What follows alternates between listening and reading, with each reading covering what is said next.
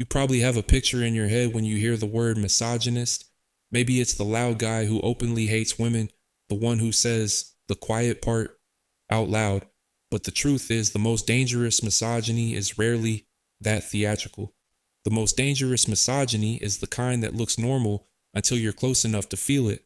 It's the kind that doesn't always announce itself as hatred, but shows up as contempt, suspicion, entitlement, and a need to put women back in their place whenever a woman refuses to play a role.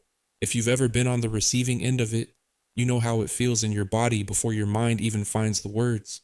You feel reduced, you feel watched, you feel like your humanity is conditional, like you're allowed to exist as long as you're pleasing, grateful, quiet, or useful. And the eerie part is how quickly the mask can switch. One moment you're amazing, special, not like other women. The next moment, you set a boundary, disagree, or simply choose yourself, and suddenly you're crazy, ungrateful, manipulative, cold, or worse. That flip is not random, it's the psychology of control revealing itself. Misogyny, at its core, is contempt for women, prejudice against women, and the belief that women are less deserving of autonomy, respect, or power. It's a form of sexism, but often sharper and more punitive, because it isn't only about stereotypes, it's about enforcement, it's about punishment when women don't behave as expected. So, where does it come from? The uncomfortable answer is that misogyny is not just a personal flaw, it's also a social technology. It's a set of ideas that teaches certain men how to interpret the world in a way that protects their ego and their status. And status matters more than most people want to admit. Because a lot of misogyny is not driven by sexual desire, it's driven by humiliation, it's driven by the fear of being powerless, it's driven by the terror of a world where women are not dependent on you, not impressed by you, not afraid of you, not obligated to you. That's why misogyny often spikes in the exact moment a man feels rejected. Rejection doesn't just sting, it threatens identity. If a man has built his self-worth on being chosen by women or on being above women, then a woman saying no doesn't feel like a preference. It feels like a rebellion. And once he experiences her autonomy as rebellion, his mind starts looking for a way to restore the hierarchy. That's when you see the language change. That's when the cruelty comes out. The cruelty isn't always the point. The point is to make her smaller so he can feel bigger again. There's a reason misogyny can look so contradictory. Some misogynists put women on pedestals while also resenting them.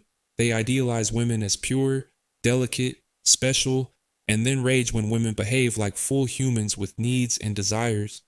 Social psychologists have written about this split through the idea of ambivalent sexism, where hostile sexism and benevolent sexism work together. Hostile sexism is the open resentment and distrust, the belief that women manipulate, deceive, and try to control men. Benevolent sexism is the softer, more flattering version, the women should be cherished and protected version that sounds positive, but still positions women as fragile, dependent, and less suited for power. The trap is that benevolent sexism often turns into hostility the moment the woman stops being compliant or grateful. If you've ever wondered why some men seem chivalrous until you disappoint them, this is why. The kindness was conditional. It was never, I respect you. It was, I approve of you. And approval can be withdrawn like a weapon. Another root is insecurity that turns outward. Many misogynists are not overflowing with confidence. They're overflowing with grievance. They often carry a sense that the world owes them something: attention, sex, respect, admiration, obedience. When they don't receive it, they don't interpret it as normal life. They interpret it as injustice.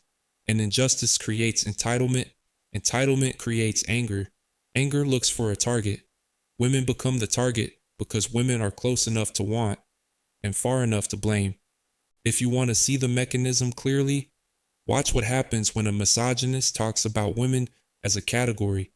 He stops describing individuals and starts describing a hostile species. He makes sweeping claims. He talks in absolutes. He speaks as if he has figured women out.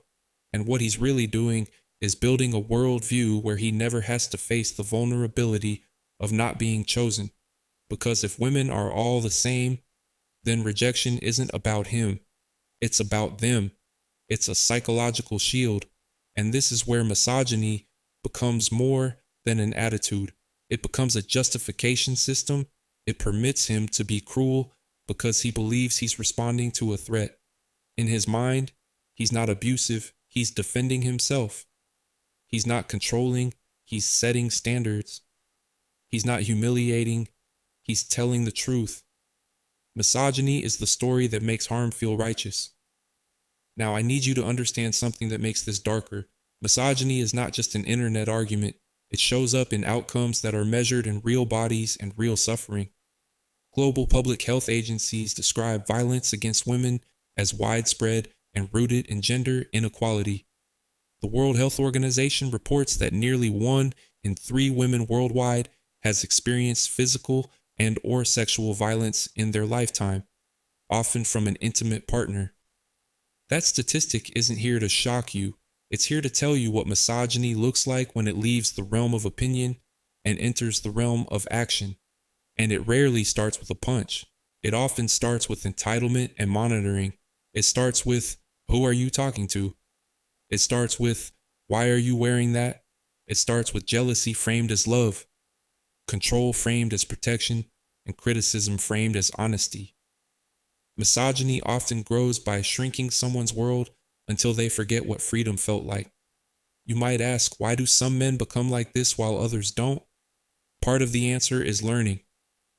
People absorb messages about gender from family, peers, media, and culture long before they can critique them. If a boy learns that women exist to serve, or that masculinity is dominance, or that emotions are weakness, he may grow into a man who feels threatened by women's independence and threatened by his own vulnerability. Misogyny becomes a shortcut. If women are less, then you never have to negotiate as equals. You never have to risk emotional exposure. You never have to face the possibility that your worth is not automatic. Another part of the answer is that misogyny can be socially rewarded. In some spaces, degrading women is bonding. It's a comedy, it's status. It's a way for men to signal loyalty to other men. When you see men egging each other on with sexist jokes, harassment, or stories about putting a woman in her place, you're watching a group ritual that trades empathy for belonging. And once a man learns that contempt earns him laughs and validation, contempt becomes a habit. There's also a modern accelerant, online echo chambers. If you're already lonely, rejected, or angry, the internet can hand you a narrative that explains your pain and gives you someone to blame. It can also hand you a community, and community is intoxicating. A man can go from, I feel unwanted, to women are the enemy, faster than he realizes, because the second story feels empowering. It replaces shame with rage. It replaces vulnerability with ideology. But even that has a psychological cost. Research has linked rigid gender norms and misogynistic attitudes to negative outcomes for men themselves, including aspects of mental health and well-being in certain contexts. This matters because misogyny is often sold as strength, but it can function like a poison you drink to punish someone else. The constant suspicion, the resentment, the need to be superior, the inability to trust women as full humans, the pressure to dominate instead of connect, it doesn't create peace. It creates a cage. Now let's get personal, because this topic only matters if you can recognize it in the real world and in yourself. If you're a woman watching this, you might be wondering how to spot it early. Misogyny often reveals itself in patterns: how a man reacts to boundaries, how he speaks about women he doesn't find attractive, how he talks about his exes, how he handles being told no, and whether his respect is consistent or conditional. Watch for contempt disguised as jokes, for compliments that are really ownership, for jealousy framed as devotion, for anger that appears the moment you assert autonomy. A man who truly respects women doesn't have to be managed into behaving. His baseline is respect, even when he's disappointed.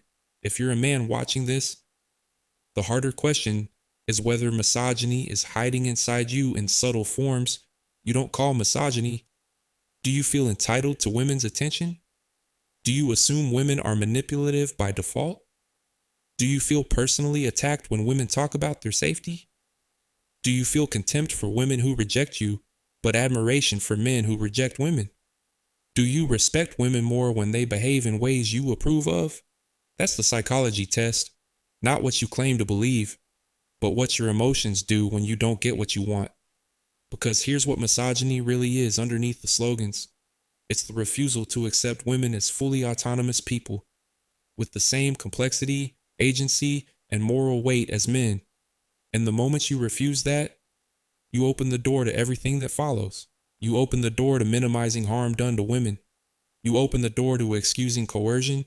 You open the door to excusing coercion. You open the door to laughing at fear.